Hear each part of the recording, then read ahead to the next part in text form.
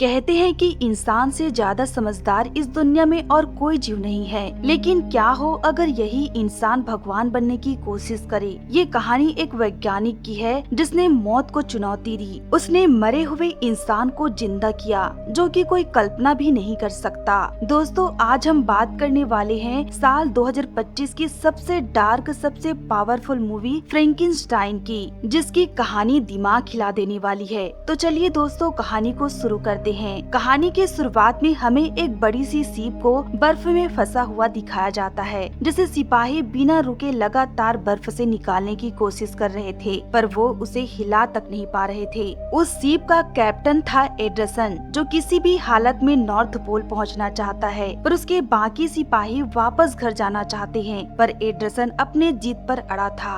वहीं रात को जब वो आराम कर रहा था, तब एक सिपाही उसके पास दौड़ कर आता है। दरअसल उनके सीप के कुछ ही दूरी पर एक धमाका हुआ है। ये देखते ही वो दौड़कर वहाँ पहुँचते हैं, पर वहाँ कोई नहीं था। कुत्ते भौंक रहे थे और सारे सही सलामत थे, पर हैरानी की बात ये थी कि बहुत सारे खून के निशान थे, जो कि कुत्तों के तो नहीं हो सकते। तभी एक सिपाही को कुछ ही दूरी पर एक घायल बूढ़ा आदमी मिलता है, जिसका एक पैर नकली था। वो अपना नाम विक्टर फ्रैंकेनस्टाइन बताता है, और ये जब उस आदमी को सीप पर ला रहे थे, तब इन्हें एक अजीब सी आवाज सुनाई देती है और एक इंसान की परछाई दिखती है, जो बाकी इंसानों से काफी लंबा चौड़ा था। वो इन्हीं की तरफ आ रहा था, जिसे देख ये जल्दी से उस बूढ़े आदमी को सीप पर ले जाते हैं और उस इंसान पर गोलियां बरसाने लगते हैं, पर उस पर गोली या किसी भी चीज का कोई असर नहीं हो रहा था। वो लगातार सिपाहियों को मारने लगा, कोई भी उसके सामने टिक नहीं पा रहा था। वो सीप पर चढ़ चुका था और कह रहा था कि मेरा शिकार मुझे वापस करो।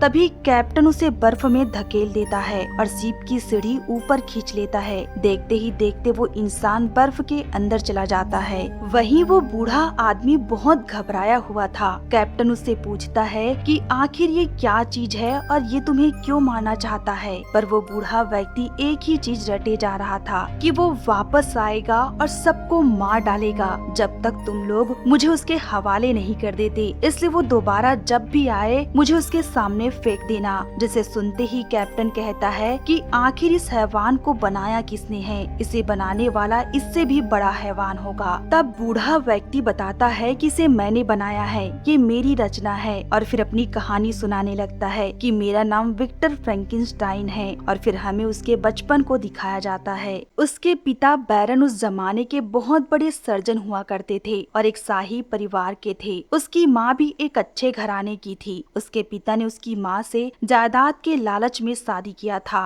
और इसी के चलते वो उसे हमेशा लड़ा करते थे, यहाँ तक कि मारा पीटा भी करते थे। विक्टर दीवार की उस पार से अपनी माँ की चीखें सुनता था, पर कुछ नहीं कर पाता था। ज्यादातर उसके पिता घर से बाहर रहते थे, पर जब भी घर में रहते माँ बेटे को परेशान करते रहते। वो विक्टर को भी अपनी तरह एक कामयाब सर्जन बनाना चाहते थे, क्योंकि विक्टर की कामयाबी से उसे फायदा होने वाला था। इसलिए वो विक्टर को भी मारा पीटा करते थे और डरा कर अपनी बात मनवाया करते थे। वहीं कुछ दिनों बाद विक्टर का भाई भी आने वाला था। उसकी माँ गर्भवती थी और इसी के चलते डिलीवरी के दौरान उसकी माँ गुजर गई। उसके पिता इतने बड़े सर्जन होकर उसकी माँ को नहीं बचा पाए, पर अपने बच्चे को बचा लिया था और उस बच्चे को जान से भी ज्यादा प्यार करते थे। वहीं एक तरफ विक्टर था, जिसे कभी पिता का प्यार नहीं मिला, और जो माँ उसे जान से ज्यादा प्यार करती थी वो चल बसी। और इसी बात को लेकर वो परेशान रहता कि उसके पिता इतने बड़े सर्जन होकर भी उसकी माँ को नहीं बचा पाए, जिसे उसके पिता हमेशा ये कहा करते कि मौत को कोई नहीं हरा सकता।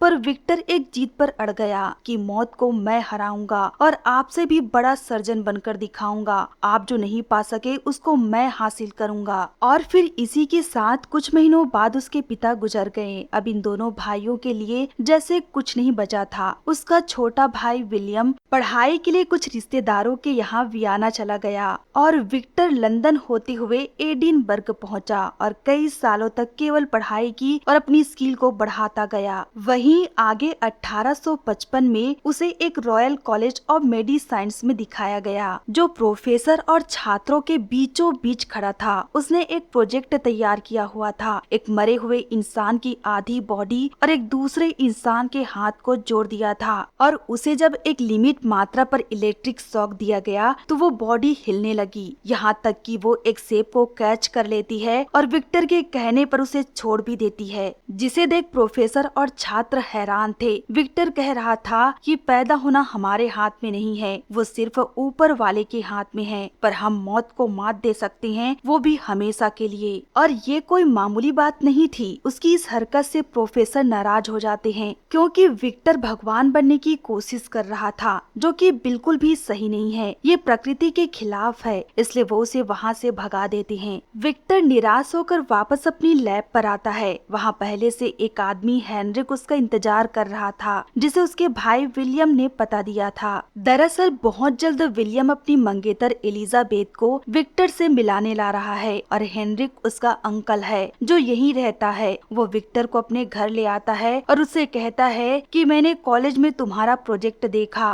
पर तुम्हें और मेहनत करने की जरूरत है। मैं भी आर्मी में एक सर्जन रह चुका हूँ। मैं चाहता हूँ कि तुम अपना मकसद पूरा करो। इसमें जितना भी पैसा लगेगा मैं दूंगा। इसके बदले में मैं आगे चल के तुमसे कुछ मांग सकता हूँ। विक्टर उसके साथ काम करने के लिए तैयार हो जाता है। बहुत जल्द विलियम एलिजाबेथ के साथ हेनरिक के घर आता है। इस दौरान विक्टर एलिजाबेथ को देखता है और ये जानते हुए कि वो उसके भाई की मंगेतर है, उसे पसंद करने लगता है। एलिजाबेथ बहुत खूबसूरत और इंटेलिजेंट थी। उसे इंसेक्ट काफी पसंद है और उन्हें अच्छे से जानने की इच्छा रखती है। इधर हेनरिक विक्टर को लैब के लिए एक टावर देता है जहाँ वो अपना काम कर सकता है। उसका भाई विलियम उसे खुद लैब तैयार करके देता है और जब वो काम में बिजी था तो इसी बात का फायदा उठा के विक्टर एलिजाबेथ से दोस्ती करता है और उसके करीब जाने की कोशिश करता है। और ये बात हेनरिक भी जान चुका था कि विक्टर एलिजाबेथ को पसंद करता है। पर वहीं जब एक दिन विक्टर एलिजाबेथ से अपने प्यार का इजहार करता है तो वो उसे ठुकरा देती है, ये कहकर कि ये सही नहीं है। हेनरिक भी विक्टर को चेतावनी देता है कि वो अपने काम में ध्यान दे क्योंकि उनके पास समय बहुत कम है, उसके फंड कम होते जा रहे हैं। वो विक्टर को 1 हफ्ते का समय देता है और उसके लिए बहुत सारे डेड बॉडी का इंतजाम करता है। विक्टर सारे डेड बॉडी के अच्छे पार्ट निकालकर एक नई बॉडी तैयार करता है जिसमें वो जान डालना चाहता है। इसके लिए उसने पूरी तैयारी कर रखी थी।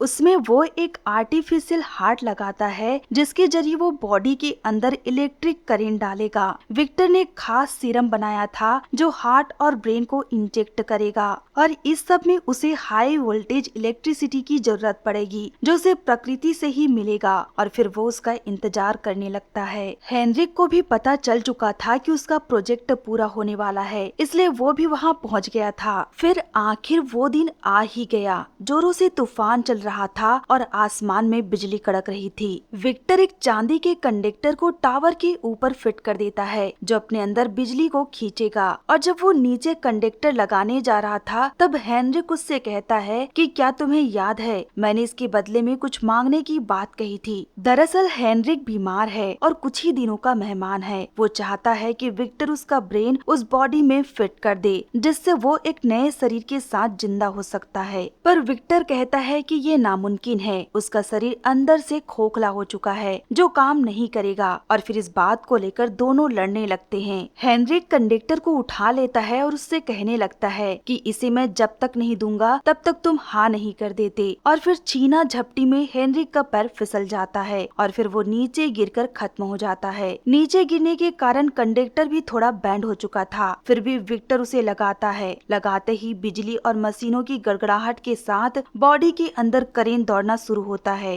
पर कोई फायदा नहीं था। उसका एक्सपेरिमेंट नाकामयाब रहा जिससे विक्टर बहुत ही निराश हो जाता है। उसे कुछ समझ नहीं आता कि वो क्या करे और फिर वो थक हार कर लेट जाता है। वहीं जब वो सो रहा था तब एक डरावना सपना देखता है जिससे उसकी आंख खुल गई। जैसे उसका आंख खुला कि वो अपने सामने उसी बॉडी को पाता है जिसे उसने जिंदा करने की कोशिश की थी। वो उसके सामने खड़ा था जिसे देख विक्टर खुश हो जाता है। आखिरकार उसकी मेहनत रंग लाई। उसने वो कर दिखाया था जिसकी कोई कल्पना भी नहीं कर सकता, पर वो शरीर अभी बहुत कमजोर था, ठीक से चल भी नहीं पा रहा था और केवल एक ही शब्द बोलता, विक्टर। विक्टर को पता चल चुका था कि इसके अंदर दिमाग नहीं है। वो उसे बेसमेंट में बांध कर रखता है और जितना ज्यादा हो सके उसे सिखाने की कोशिश करता है। धीरे धीरे उसके अंदर ताकत तो आने लगी थी पर वो विक्टर के अलावा कुछ नहीं बोल बोल पाता, जिससे विक्टर धीरे धीरे परेशान होने लगा था। अपने ही एक्सपेरिमेंट से खुद को कोसने लगा था, क्योंकि उसने कभी आगे के बारे में नहीं सोचा था कि अगर वो अपने एक्सपेरिमेंट से कामयाब हो गया तो उसका करेगा क्या। फिर अपना सारा गुस्सा उसी पर उतारने लगा, उसे मारने पीटने लगा। एक बार तो वो उसे रॉड छीन लेता है। इसका मतलब उसे भी दर्द होता है। जिसे विक्टर ने बनाया था उसका दिमाग एकदम बच्चे की तरह था, जिसे शुरू से सिखाने की जरूरत थी। वो जब भी कोई नई चीजें देखता किसी बच्चे की तरह उसके साथ खेलने लगता। इसी तरह समय गुजरता गया। एक दिन विलियम एलिजाबेथ के साथ विक्टर से मिलने आता है। दोनों को देख विक्टर बहुत खुश हो गया था और फिर अपने भाई को खींचते हुए ऊपर ले जाता है। एलिजाबेथ नीचे ही खड़ी थी, तभी उसे बेसमेंट से विक्टर विक्टर आवाज सुनाई देती है और फिर वो उस आवाज का पीछा करते हुए उस प्राणी के पास पहुंच जाती है, जिसे विक्टर ने जंजीरों से बांध कर रखा था। वो उसे देखकर हैरान हो जाती है। उसकी बॉडी पर चोट के निशान देख वो ये भी समझ गई थी कि विक्टर उसे परेशान करता है। एक तो पहले से वो विक्टर की हरकतों के कारण उसे पसंद नहीं करती और ये देख वो उस पर और गुस्सा करने लगती है। विक्टर एलिजाबेथ से ये भी कहता है कि वो उस प्राणी से दूर रहे, पर रात को एलिजाबेथ चुपके से उसके पास आती है और उसे बातें करने लगती है। वो प्राणी उसे एकदम साफ मन का लगा, जिसके अंदर किसी भी चीज की कोई लालच नहीं। वो उसे अपना नाम बोलना भी सिखाती है और ये बात जब विक्टर को पता चलता है कि उसके मना करने के बावजूद एलिजाबेथ उस प्राणी से मिली तो उस पर और गुस्सा करने लगा, जिससे एलिजाबेथ उससे कहती है वो प्राणी तुमसे काफी बेहतर है। वहीं अगली सुबह विक्टर अपने भाई को हेनरिक के बारे में बताता है कि वो अब नहीं रहा, गलती से फिसल कर खत्म हो गया और ये बात एलिजाबेथ जान गई तो मुसीबत आ सकती है, तो तुम उसे यहाँ से ले जाओ। उसकी बात सुन विलियम बहाना करके एलिजाबेथ को वहाँ से ले जाता है। उनके जाने के बाद विक्टर उस प्राणी से कहता है कि तुम्हें मेरे नाम के अलावा एक और शब्द बोलना होगा, नहीं तो मैं तुम्हें खत्म कर डालूंगा। ये सुनते ही उस प्राणी ने एलिजाबेथ का नाम लिया, जिससे विक्टर और गुस्सा हो गया और उसने ठान ली कि आज वो उसे खत्म कर डालेगा और फिर पूरे टावर में फ्यूल फैलाकर आग लगा दी, जिससे पूरा टावर जलने लगा। अंदर से उस प्राणी की आवाज आ रही थी। इधर एलिजाबेथ को ये लगने लगा था कि कुछ तो गलत होने वाला है, इसलिए वो वापस टावर की तरफ मुड़ जाते हैं। वहीं उस प्राणी की आवाज सुनकर विक्टर को ये लगने लगा कि वो उसके साथ गलत कर रहा है और फिर जब वो वापस उसे बचाने गया तो एक जोरदार धमाके के साथ बहुत दूर जाकर गिरा, जिसमें उसका एक पैर टूट गया। वहीं आगे की कहानी वो बूढ़ा विक्टर बता पाता कि वो प्राणी बर्फ से निकलकर सीप के ऊपर आ चुका था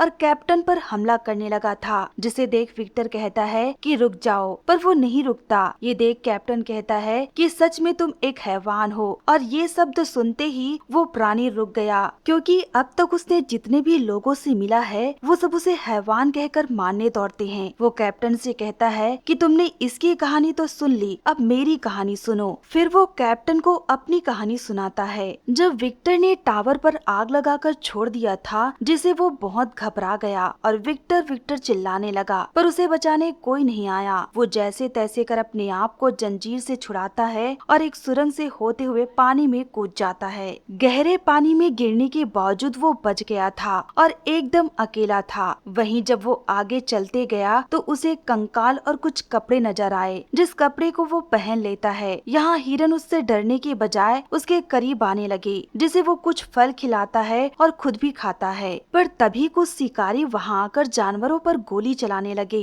वो उस पर भी गोली चलाने लगे थे, क्योंकि वो भी उन्हें शैतान की तरह दिख रहा था। वो जैसे तैसे वहाँ से भागता है और पहाड़ पर बने एक घर में छिप जाता है। दरअसल ये घर उन्हीं शिकारियों का था, जिसमें एक बच्ची और एक बूढ़ा व्यक्ति था जो देख नहीं सकता। वो उन्हें छिपकर देखने लगा। वो बूढ़ा व्यक्ति उस बच्ची को अल्फाबेट सिखाता है, जिसे वो भी छिपकर सीखने लगा, शब्दों को समझने लगा। धीरे धीरे कर वो उस परिवार को पसंद करने लगा था और उस परिवार का हिस्सा बनना चाहता था, पर कभी सामने नहीं आया। लेकिन छुपकर उनकी मदद करने लगा, उनके लिए लकड़ियाँ इकट्ठा करता, उनके भेड़ बकरियों को सुरक्षित रखता और उन्हें ऐसा लगता था कि ये काम जंगल का पवित्र आत्मा करता है। वो उसके लिए कपड़ा और खाना छोड़ा करते थे, जिस कपड़े को वो पहनता और खाना को खाता और उन्हें खुश देख सुकून महसूस करता। सब अच्छे से चल रहा था। तभी एक दिन भेड़ियों ने उन पर हमला कर दिया। उनके भेड़ बकरियों को खाने लगे। उनसे बचने के लिए शिकारी शिकारी भेड़ियों पर गोली चलाने लगे, जिसे देख उसे एक और बात समझ आती है कि यहाँ खुद को बचाने के लिए सामने वाले को मिटाया जाता है, यही जीवन का रूल है। फिर कुछ दिन बाद वो परिवार उस बूढ़े व्यक्ति को वहीं छोड़कर पहाड़ियों पर शिकार करने निकल पड़ते हैं। अब उस घर में वो बूढ़ा व्यक्ति अकेला रहता है, जिसे देखकर वो तय करता है कि वो उसके सामने जाएगा। फिर वो हिम्मत करके उस बूढ़े व्यक्ति के सामने गया। शायद वो देख नहीं सकता था, इसलिए वो उसका प्यार से स्वागत करता है। उस बूढ़े व्यक्ति को उसका यहाँ होने का पहले से एहसास था।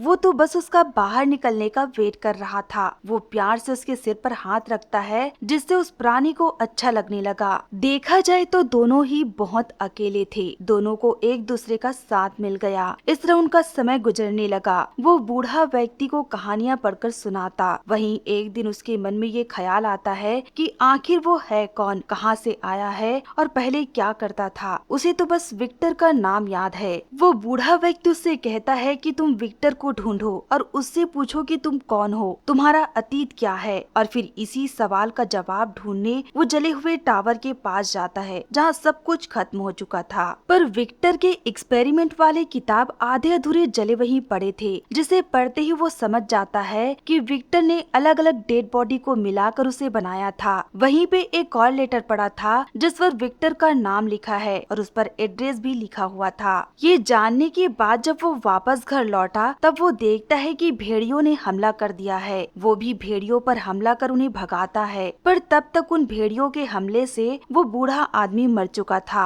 जिसे देख उसे बहुत तकलीफ होता है। तभी अचानक शिकार पर गई उनकी फैमिली वापस आ जाती है और वो ये समझने लगते हैं कि उस प्राणी ने ही उसके पिता को मारा है, इसलिए वो उस पर गोलियां चलाने लगते हैं। वो भी उनसे बचने के लिए उन पर हमला करता है और वहाँ से भागता है, पर वो लगातार गोलियां बरसा रहे थे, जिससे वो वहीं गिरकर बेहोश हो जाता है। जब उसकी आंख खुली तब कोई नहीं था और उसके घाव भर चुके थे। उस पर गोलियों का कोई असर नहीं हुआ। एक बार वो फिर से अकेला तन्हा हो चुका था, जिसे वो बर्दाश्त नहीं कर पाया और फिर विक्टर के एड्रेस में पहुंचा। आज उसके भाई विलियम का एलिजाबेथ के साथ शादी होने वाली थी। विक्टर एलिजाबेथ से बात करने जब उसके कमरे में गया, तब एलिजाबेथ उससे गुस्से से बात करती है। इससे साफ जाहिर हो रहा था कि उस घटने के बाद एलिजाबेथ उसे जरा सा भी पसंद नहीं करती। और जब वो वापस अपने कमरे में आया, तब वो उसी प्राणी को देखता है, जिसे देखते ही वो समझ जाता है कि वो अब पहले जैसा नहीं रहा, समझदार हो चुका है। वो प्राणी उससे कहता है कि मेरे लिए मेरे जैसा ही एक साथी बना दो, ताकि मैं उसके साथ रह सकूं। अकेले रहना बहुत ही मुश्किल है। पर विक्टर ऐसा करने से साफ मना कर देता है, ये कहते हुए कि मैंने तुम्हें बनाकर बहुत बड़ी गलती की थी और वो गलती मैं दोबारा नहीं कर सकता। जिसे सुनते ही वो प्राणी गुस्से से उस पर हमला करने लगा।